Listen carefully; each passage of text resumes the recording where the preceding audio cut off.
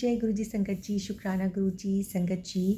गुरु कृपा या गुरु का जीवन में होना, आपकी ज़िंदगी में होना एक बहुत बड़ी दात और एक बहुत बड़ी ब्लेसिंग है। क्योंकि बहुत बड़ी कहते हैं ना, बहुत बड़ी दुनिया है, बहुत सारे लोग हैं, बहुत सारी सृष्टि भगवान ने रची हुई है, बहुत सारे हम इंसान हैं। पर गुरु की महिमा को वही जान सकता है जिसकी भी ज़िंदगी में गुरु महाराज होते हैं या उन्होंने गुरु ने उनको अपनाया होता है। हम तो खैर कौन होते हैं कि हम गुरु को अपनाएं, गुरु ने हमें अपनाया होता है। और जब हमें गुरु अपनी शरण में लेते हैं, अपने चरण कमलों के साथ जोड़ते हैं, तो उससे बड़ी कोई दात, उससे बड़ी कोई ब्लेसिंग नहीं होती। और जब हम अपने गुरु के चरणों के साथ जुड़ें तो जाने अनजाने जो हम जानते हैं या जो हम नहीं भी जानते हैं, हमें अपने सभी पापों की, गुनाहों की, अपने कर्मों की उनसे माफ़ी मांग लेनी चाहिए। क्योंकि हमें नहीं पता हम क्या क्या पाप खट के आए हैं, हमने क्या क्या कहते हैं ना गलत काम किए हैं। हमें कुछ नहीं पता। ये सिर्फ उनको पता है कि हम क्या करते हुए चले आ रहे हैं या आगे भी हम क्या करने वाले हैं। तो जो हम करके आए हैं, हमें उनके भी गुनाहों की और अपने बुरे कर्मों की, अपने और अपने परिवार सबकी, कहते हैं ना गुरु जी की घर का एक परिवार का सदस्य भी आए तो मैं मतलब उसका अड़ोस पड़ोस, आस पास, उसका घर परिवार, उसके रिश्तेदार, मैं सबको ब्लेस कर देता हूँ। तो हम जाने अनजाने जो भी हमने गुनाह किए हैं, कर्म किए हैं, हमें उन सब की माफ़ी अपने गुरु के चरणों के साथ लग के मांग लेनी चाहिए। और जब वो हमें क्षमा कर देते हैं तो उससे बड़ा तो हमें कुछ, जिसे कहते हैं ना, मिल ही नहीं सकता। उससे बड़ी तो कोई ब्लेसिंग है ही नहीं। तो कहते हैं ना, 7 जन्मों तक आप तरसते रहते हो, आप इंतज़ार करते हो कि आपको गुरु मिले। मैं भी कभी बहुत सोचा करती थी कि पता नहीं, सबकी ज़िंदगी में गुरु होते हैं, इष्ट होते हैं उनके। वो कहते हैं हमारे कुल देवी हैं, हमारे कुल देवता हैं, हमारे ये इष्ट हैं, हमारे ये गुरु हैं। और मैं हमेशा ही सोचती थी कि पता नहीं, मुझे तो कभी कोई, मतलब मेरी ज़िंदगी में भी कभी कोई गुरु होंगे, मुझे तो नहीं लगता। कि पता नहीं इस जन्म में होंगे भी कि नहीं होंगे।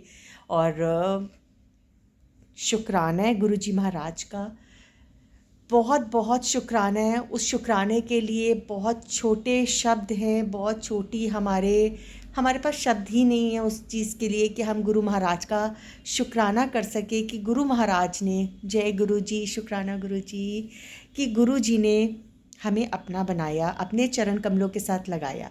गुरु अपने संगत को खुद चुनते हैं और फिर अपनी संगत का टेस्ट भी लेते हैं। पर अगर आपका विश्वास पक्का है, अगर आप डावाडोल नहीं होते, आपका विश्वास अपने गुरु के ऊपर आप अपने आप को सौंप देते हो कि जो कुछ भी सिचुएशन है, गुरु जी आपने सिचुएशन दी है, इस सिचुएशन से आप ही हमें निकालोगे। अगर ये मन में विश्वास होता है तो आप बिल्कुल गुरु वाले होते हो। और गुरु आपका हाथ कभी नहीं छोड़ते संगत जी।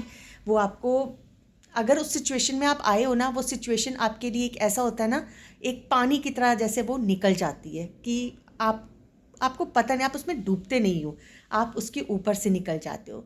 सिचुएशंस अप डाउन सबकी लाइफ में आती हैं, हम सबकी लाइफ में आती हैं। हम इस दुनिया में आए, हम इंसान हैं। तो सुख दुख, धूप छाँव, सर्दी गर्मी, सफ़ेद रंग, ये सब हमारी ज़िंदगी के साथ जुड़ा हुआ है। और अगर ये सब हमारी ज़िंदगी के साथ जुड़ा हुआ है तभी तो हमारी ज़िंदगी है। पर अगर गुरु हमारी ज़िंदगी में होते हैं, गुरु हमें अपना बना लेते हैं, तो फिर हमें इन सब चीज़ों से बिल्कुल भी डरने की कोई ज़रूरत नहीं होती। और ना ही हम इन परिस्थितियों में, हम थोड़ा बहुत परेशान ज़रूर हो जाते हैं संगत जी, घबरा जाते हैं। लेकिन अपने विश्वास को कभी डावाडोल मत करिए, अपने विश्वास को हमेशा पक्का रखिए। जैसे एक मैं आपको इसमें स्टोरी सुनाती हूँ कि एक लड़का, वो अपने गुरु के साथ जुड़ता है तो उसको बहुत जल्दी जैसे ज्ञान चाहिए होता है। गुरु के साथ जुड़ने के बाद वो कुछ टाइम बाद ही बोलने लगता है कि गुरुजी मुझे ज्ञान की प्राप्ति नहीं हो रही, ज्ञान की प्राप्ति नहीं हो रही। तो उसके गुरु उसको कुछ नहीं कहते, बस वो मुस्कुरा देते हैं।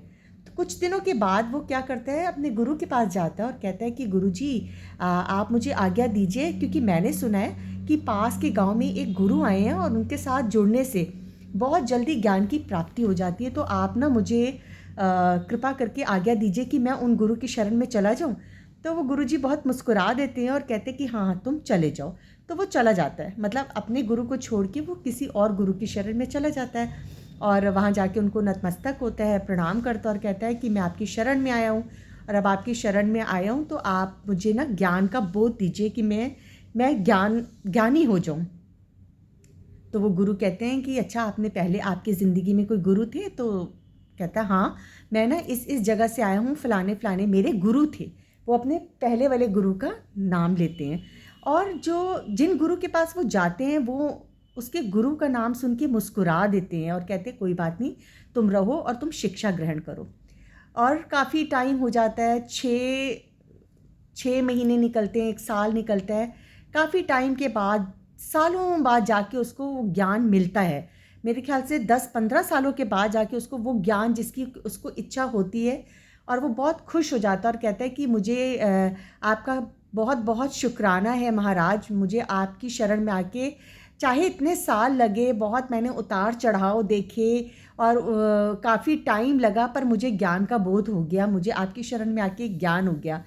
तो उनके गुरु जो है कहते हैं कि हंसने लग गए। तो वो कहता है आप क्यों हंस रहे हैं? तो जो गुरु होते हैं वो कहते हैं कि वो मैं इसलिए हंस रहा हूँ कि तुमने अपने पहले गुरु के ऊपर ना तो विश्वास रखा, ना तो तुमने उनको अपना समय दिया, क्योंकि जिन गुरु को तुम छोड़ के आए थे वो ही मेरे गुरु हैं, मैं उनका शिष्य हूँ। और ज्ञान इतनी जल्दी नहीं मिलता, ज्ञान लेना है या कुछ तुम्हें सीखना है उसके लिए समय दो और विश्वास, अपने गुरु के ऊपर विश्वास रखो। अगर तुम वहाँ रहते, उनकी शरण में रहते, तो भी तुमको ज्ञान मिल जाता, पर तुमको बहुत जल्दी थी कि मुझे ज्ञान का बोध हो जाए और तुम्हें विश्वास नहीं रहा अपने गुरु के ऊपर। तुम्हें लगा कि यहाँ आ जाओगे तो तुम्हें जल्दी क्या कहते हैं वो ज्ञान मिल जाएगा, जो तुम चाहते हो, जो तुम चाह रहे हो, जो तुम्हारे मन में इच्छा है वो तुम्हें जल्दी मिल जाएगा। तो ये तुम्हारी गलती है।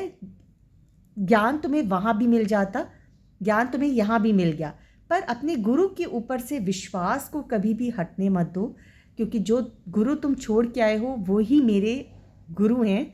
अपने गुरु को कभी भी ये मत सोचो कि मुझे यहाँ से कुछ नहीं मिलेगा, तुम्हें बहुत कुछ मिलेगा, पर उसके लिए तुम्हें समय देना होगा। अगर तुम समय दोगे तो तुमको सब कुछ मिलेगा, अगर तुम समय ही नहीं दोगे तो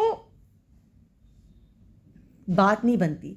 तो अपने गुरु के ऊपर से विश्वास मत रखिए कि आज मैं इस गुरु के पास, कल मैं उस गुरु के पास, आज मैं यहाँ, कल मैं वहाँ। नहीं, अपने गुरु के ऊपर अपने आप को सौंपिए, पूरा पूरा सौंपिए अपने गुरु के ऊपर, अपनी डोर को छोड़िए, 100% अपने गुरु को दीजिए और फिर आप नज़ारे देखिए, अपनी मौजें देखिए, डामाडोल मत होइए। बस गुरु आपकी बेड़ा पार कर देते हैं, आपका कल्याण कर देते हैं। बस आप अपने आप को पूरी तरीके से, अगर आपको कोई परेशानी भी आ रही है तो अपने विश्वास को मत खोइए, किसी की ब्लेसिंग से कभी भी जेलस मत फील होइए, कभी भी नेगेटिव फील मत करिए अपने आप को कि उसके ऊपर कृपा जल्दी होगी, मुझ पर कृपा नहीं हो रही, इसके ऊपर गुरु कृपा ज़्यादा है, मेरे पे क्यों नहीं हो रही, इसे ब्लेसिंग मिल रही है। अगर आप दूसरों की ब्लेसिंग से जेलस करेंगे संगत जी, तो गुरु कृपा कभी भी नहीं होगी, कभी किसी, क्योंकि हम सबके अपने अपने कर्म हैं।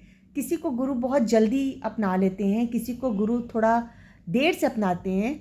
ये हमारी एक, कहते हैं ना, ये हमारी एक आत्मिक जर्नी है, हमारा एक आत्मिक कनेक्शन है, एक सोल कनेक्शन है।